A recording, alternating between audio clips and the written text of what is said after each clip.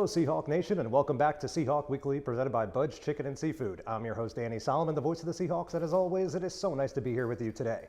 Joining us today on this special basketball edition of Seahawk Weekly, we've got men's basketball head coach Marcus Chief Bryant. Chief, thanks for being here today. Thanks for having me, Danny. So, for those that don't know you as well as I do, why Chief?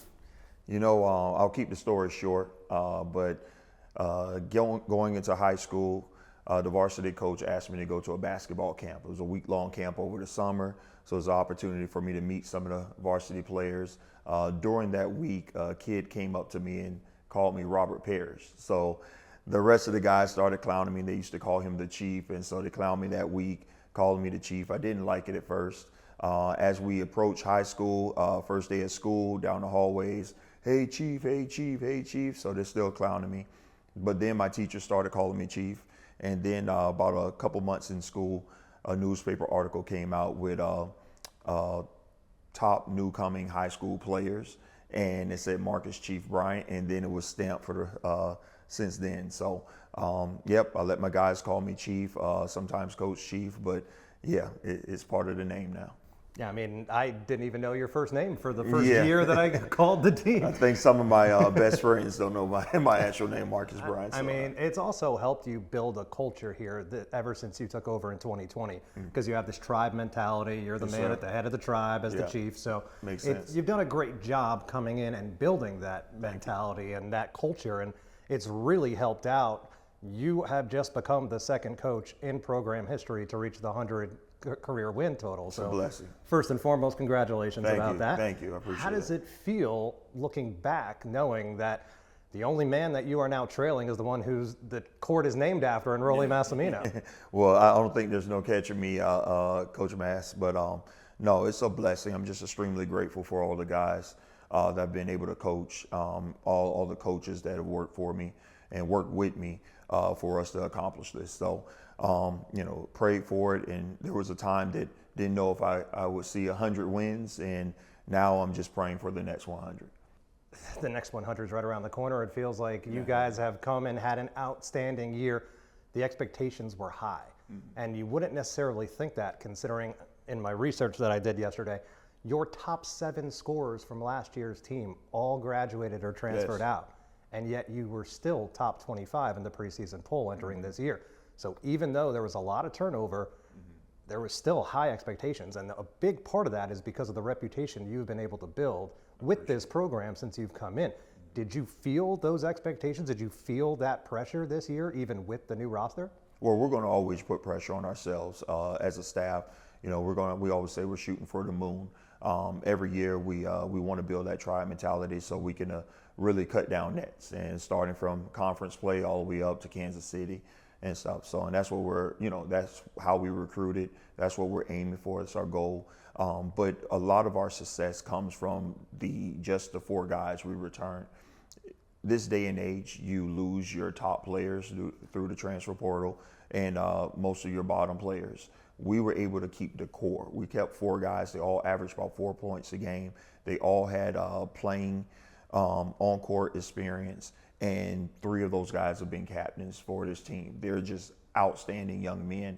And so when we were able to bring in the 11 new guys, including the 3 Devo guys that we moved up, you know, they fell right in. And yeah, I'm just so appreciative for those guys, because we're starting to see that right now with this win streak that we build on.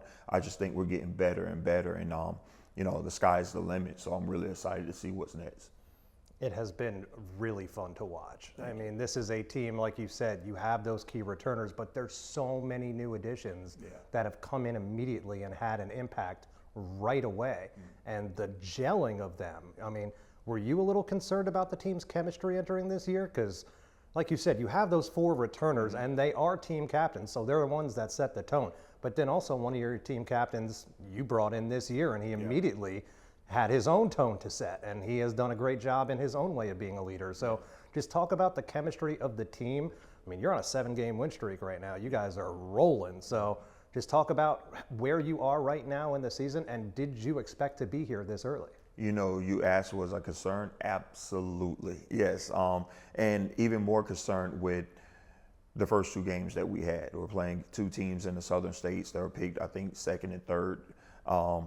and obviously we lost our first game of the season. And were we ready? I thought we helped them. You know, we had some scrimmages and stuff before the season that I thought our guys were ready. But like you say, we brought in 11 new guys, and it's going to take a little time. I'm actually a little surprised about how we've been able to build this chemistry so strong.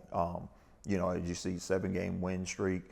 These guys are playing so well right now. You would think it's like January team or going into February. And so our job is to, you know, keep everyone healthy, but keep that building and allow ourselves to see some things take place.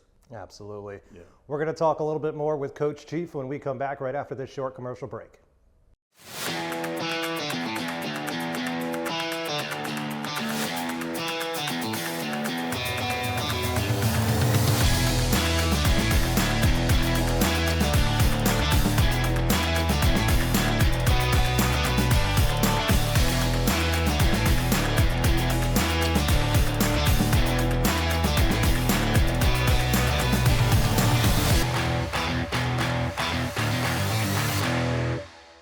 Welcome back, ladies and gentlemen. I'm Danny Solomon. He's Coach Chief Bryant, and you are watching Seahawk Weekly, presented by Bud's Chicken and Seafood. So, Coach, now we're going to move towards a little bit more focused on this year and what we've already seen and what is still to come. So, first and foremost, when you were putting together the schedule for this season, did you want so many home games at the beginning of the year? Did you feel like that was going to help prepare your team and the chemistry that we touched upon a little bit? It was absolutely. That was our number one priority when it came to preparing the schedule. And obviously we wanted some good teams to come in town, and it's hard to do. We understand we're in South Florida.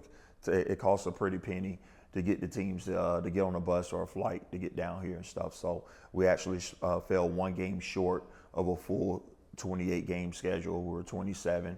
But you know, that was important for us. I wanted guys to be able to build this chemistry, but play in front of their fans, play in front of their classmates, you know, and family and stuff. And that's what we've been able to do.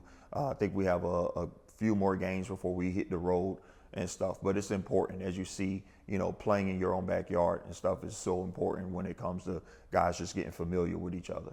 Yeah, you guys have done a great job of defending the beach, obviously. Yeah. Undefeated at home currently, but knock on wood. I mean, yeah, we still got a long road ahead of us, and as you said, still got a lot of games at home as well. So, but when it comes to this team, the thing that is impressing me the most is the fact that you have these new returners coming back, and you see the development. I mean, I've been called every single one of the seasons that you have been here. I have been on the call, and I got to say, this has become a staple of your program. You have guys that just get better and better as they're part of your program. 2 of your team captains were on the Devo squad a couple of years ago. Yes. So what is it about this program that builds these players up and gets them to be able to get to that next level? Well, it starts with leadership. We've had great leadership, obviously last year with Bobo and Vince, with those guys leaving and having Jackson Slater step up. I mean, he's been a tremendous leader. Well, it helps those younger guys. You know, guys like Sante Henriquez and Angel Lara, they're the only 2 freshmen on the team, but you can see it already. Like, they know how to follow. They come in, yes, sir, we got you, but they're not just like that towards the coaches. They're like that towards the captains. So, you know, we want to build a strong culture. We call it tribe mentality, but when guys buy into it, then you ultimately get to see it, you know, during the games or in our practices and stuff. And I think that's what we're experiencing right now. I mean, it's top to bottom. It's even guys like Derek Lemicki, who were on the Devo team like last year. I mean, you just consistently see it. And guys, they love to play for you. It's so apparent. I mean, I saw it year 1 when you came in from Eckert and you brought Shaq with you. And you have all these other guys, like you have Cam James coming in from D1. And he even said it in the post-game interview that we had the other day, like, I bought in immediately because of what Chief has been able to build here. He was buying what you were selling right away, and it's been a big reason why this team has been so successful thus far. Yeah, and you know, pat myself on the back a little bit, but you don't usually get a kid like Vince to return for a second year with the numbers and the accolades that he had, but he wanted to play for a coach that was going to be honest with him And, my coaches, I stress that across the board when we're recruiting. We want them to know exactly what they're coming into. We're not going to BS them. We're not going to promise anything. We want them to come in and work for it. We want the guys who want to work for it. And that's what, they appreciate that so much. And once again, Cam James, you see what he's doing on the court for us. We talked about him being able to do it at the D1 level. But you get some of those D1 guys to come at our level and they think it's going to be easy. And we remind them that, hey, you're going to play against another Cam James on the other team or so that wants the same thing.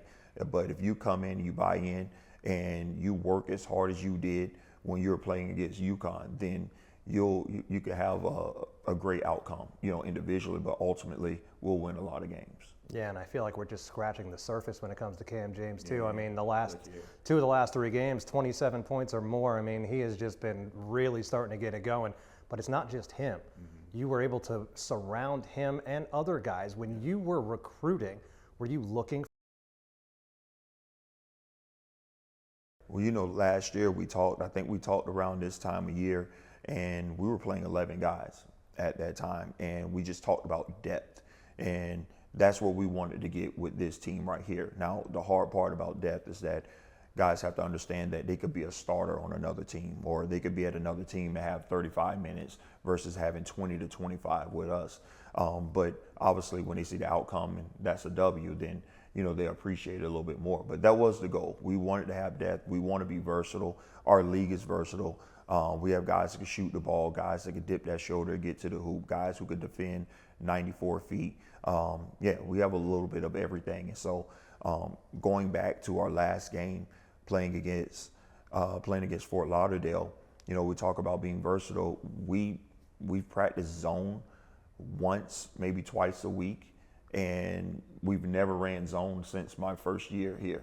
But being able to put a lineup out there that's going to be our perfect zone lineup. They finished the last 10 minutes of the game and went on that run to take the lead and keep the lead and stuff. But that's what depth allows you to do, is make those game plans, make those game changes, put those lineups out there that's going to work best at it. Absolutely. It's a lot of weapons in your arsenal, and you've been utilizing them perfectly thus far, which is why we've been off to such a great start. So now we're going to look ahead to this upcoming week. Okay. You do have a game coming up on Saturday, 5:30. You're tipping off here at home against the Nighthawks. What is going to be the key to that game? Thomas right now their record's not pretty, but if you look at their games and you look at the stats, they've been right there. They've been within a couple possessions. And so they're a scary team, because if you have a team that's going to look at, the stats and look at what's on paper and not what the team is capable of, that's when upsets happen. And our job is to not allow that. Thomas is going to be a team that's going to be athletic. They're going to be a little scrappy. They do a lot of things, a lot of different things each game, so a little bit hard to scout. But in those times, it's really important to focus on what we can do and what we can control. And defense has been the key to our success. So, we're going to go out and have our best lineups, be ready to pressure the ball a little bit, maybe throw a little bit of zone out there. But yeah, we're just really going to focus on ourselves for these next couple games that's coming up. And if you can't be here in person to check it out at the Student Life Center, you could always tune in at 5:30 on the Urban Edge Network, as the Seahawks and the Nighthawks will tip off here Saturday at 5:30 p.m.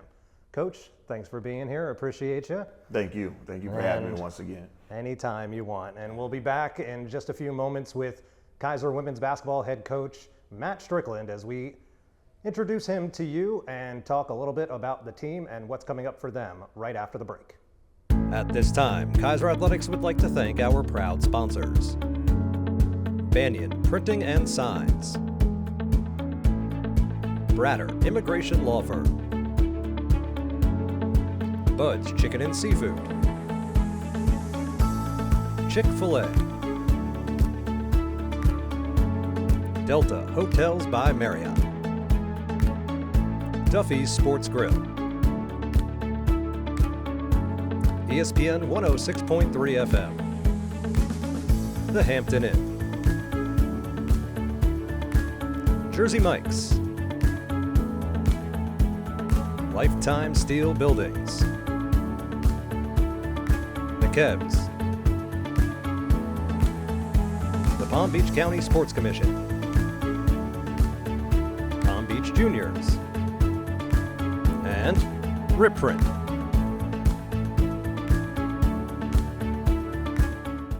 Welcome back, ladies and gentlemen, and thank you for tuning into this edition of Seahawk Weekly, presented by Bud's Chicken and Seafood. I'm Danny Solomon, and now we are being joined by first-year women's basketball head coach Matt Strickland. Coach, thanks for being here today. Thank you.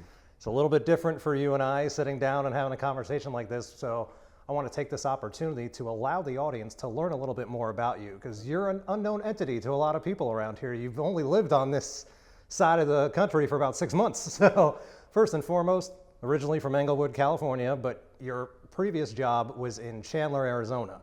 So what went into the decision, I should say, to decide to move cross country and take this job? Yeah, I think originally for me, going to Chandler Gilbert was just kind of giving me an opportunity to get back closer to home. And so spent a year there and really just wanted to get back to the 4-year level. And so obviously when you think of Kaiser, the athletic department is so successful. And so when I came and interviewed and checked out West Palm Beach and the campus, I knew it'd be a great opportunity for me. So I'm just happy to be here. I mean, it's a big move, literally going across the entire continental United States. So let me ask you this. How does the East Coast and West Coast differ so far? Oh, it's different. I think it's the humidity's a little different out here in South Florida, but That it is. When I wake up every day and see the palm trees, it kind of gives me a little reminder of how it is back home. So I like the beaches. They're a little cleaner out here, so I can't complain. There you go. It's a very interesting mix because we talked about it during your preseason interview. You have 6 returners, you have 6 newcomers, and the chemistry of the team was going to be something that was going to be a concern of yours at the beginning of the year. Do you still feel concerned, or are you happy with how the team's chemistry is built thus far? Yeah, I believe that our girls, have done a great job of building camaraderie and a tight-knit group. So I think, they've done a great job of coming together as a sisterhood, is how I put it. Always concerns, bringing in, half new players with some returners, but they've done a great job so far of building a sisterhood and being together. It's difficult to be a first-year head coach because you have those returners that, you have players that want to come back that necessarily they may not fit the type of program or formation that you're trying to build upon moving forward, the foundation that you're trying to build. You also have players that are graduating and moving on, things like that. So when you are trying to recruit as a first-year head coach, are you looking to fill holes of occupancies that you need to fill, or is it just best player available?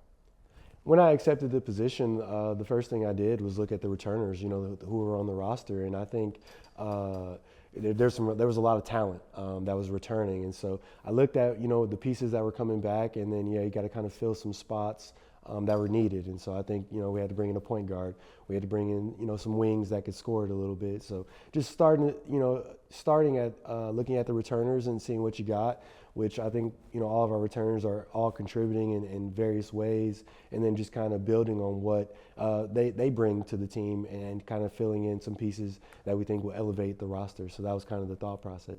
I mean, you've done a fantastic job of melding the two together. Your starting lineup has returners, it has newcomers, and they've been able to gel pretty well considering they, as you said, not a lot of build up to the year once you finally get everybody on campus and all of a sudden you got a handful of practices and then you're on the road for your first game over Halloween. So it was a difficult task for you to take on, but yet you've done a very good job thus far. So you should take that, and I appreciate that. You should have that on your shoulders. So this was a season where expectations weren't necessarily that high because of it being your first year, but your expectations were high right away, and you have expressed that on multiple occasions.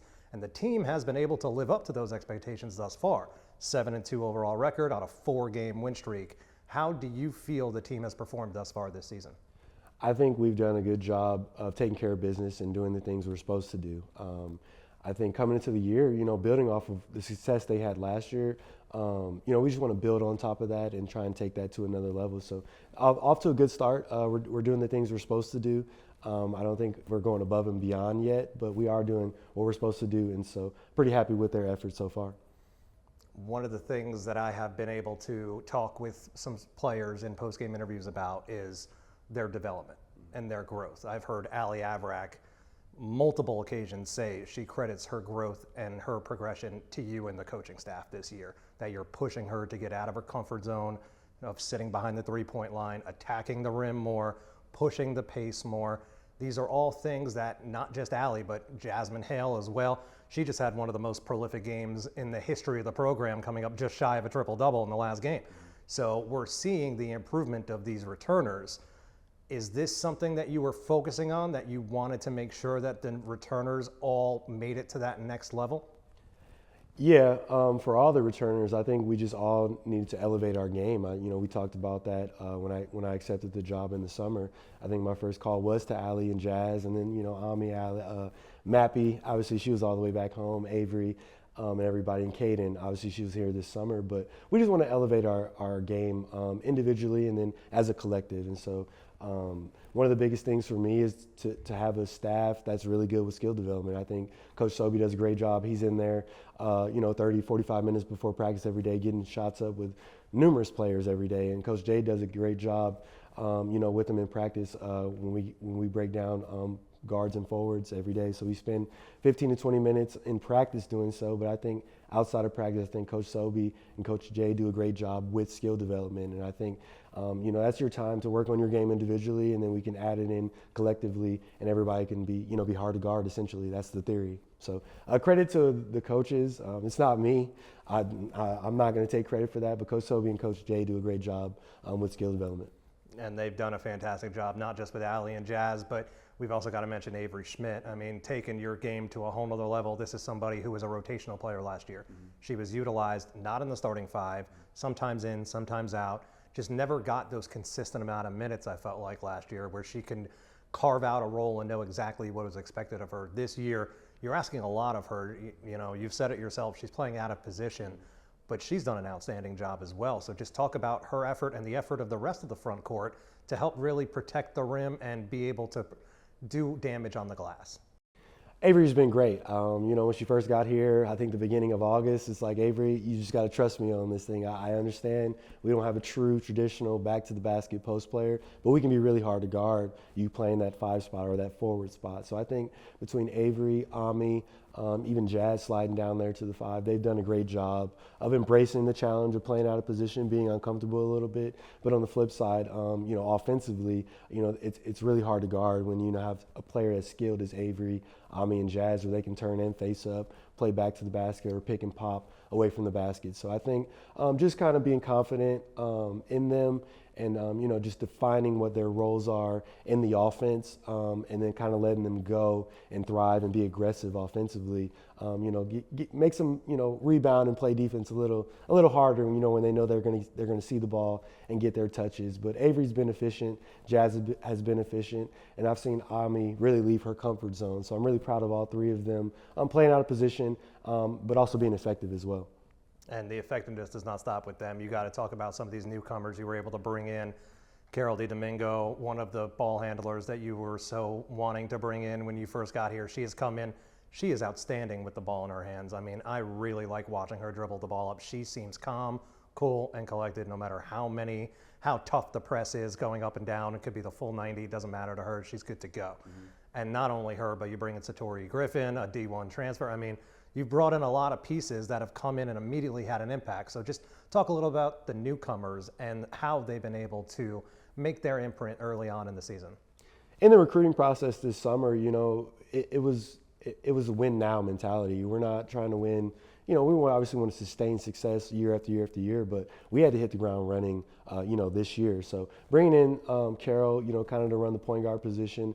I basically told her there's going to be a lot dumped on your plate, and you got to figure it out, and you got to figure it out quickly. So I think her and Mappy have done a good job. And then obviously with Satori coming from the Division I level, there's an expectation to come in and be a difference maker every day. So, she's been great. She, I want her to be even more aggressive than she is, but she's been really efficient shooting the basketball. So I think she can elevate her game even more just with her aggressiveness, both offensively and defensively. But yeah, there was a talented recruiting class that we brought in.